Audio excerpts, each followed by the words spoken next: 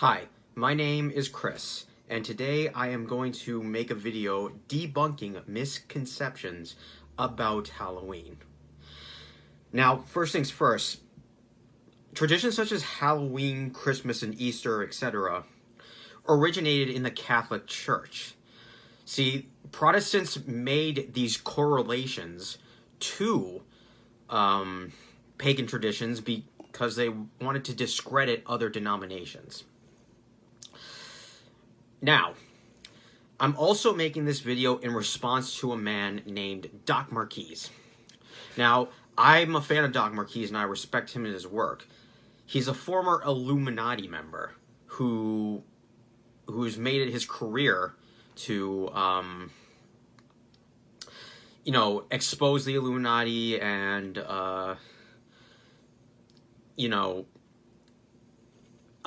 expose the Illuminati holidays. However, the only reason why they are observed by the Illuminati is because of the correlation that's been made. Now, first things first, I'm just going to say, Doc Marquise, oh, and pray for him, by the way.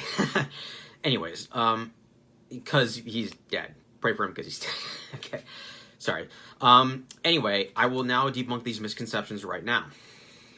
First things first, Doc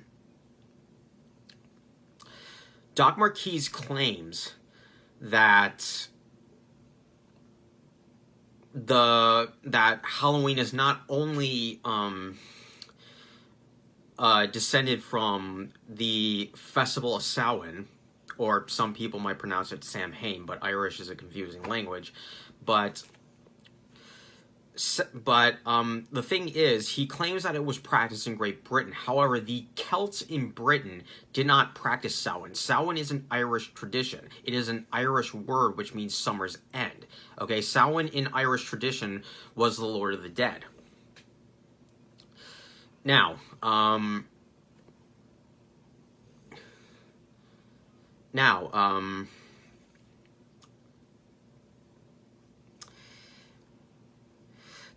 the British Celts celebrated a very similar festival known as Colin-Gaith, but they didn't observe Samhain, so that's his first inaccuracy.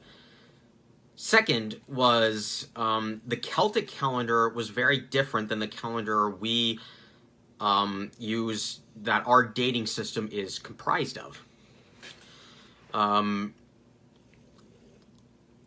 We comprise our dating system out of the Julian calendar, okay?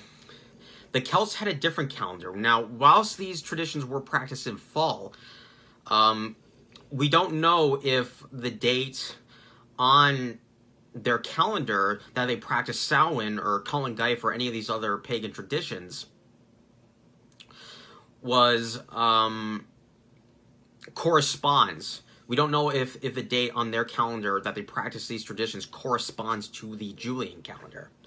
So that alone should be a kind of a nail in the coffin argument.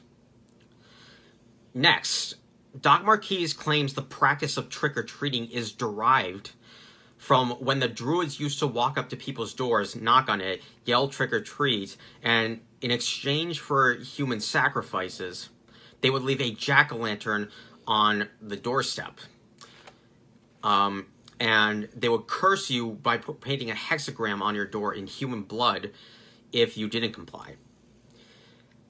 However, there is no proof that the tradition of this tradition is connected to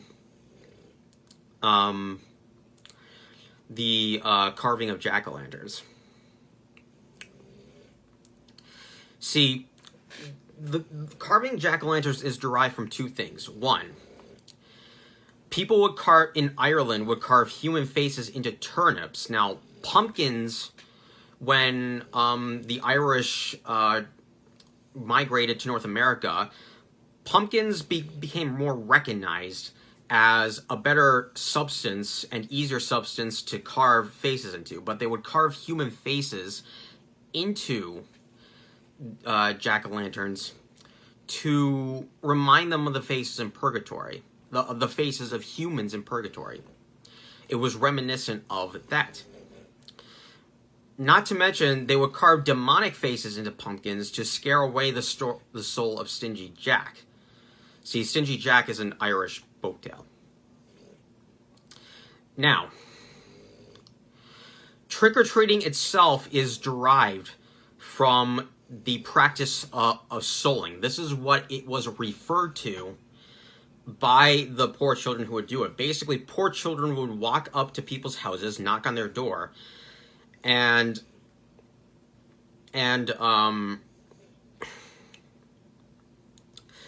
they would, in exchange for prayers for their souls for the souls of their family members in purgatory, they would ask for food, soul cakes as they were referred to. Now,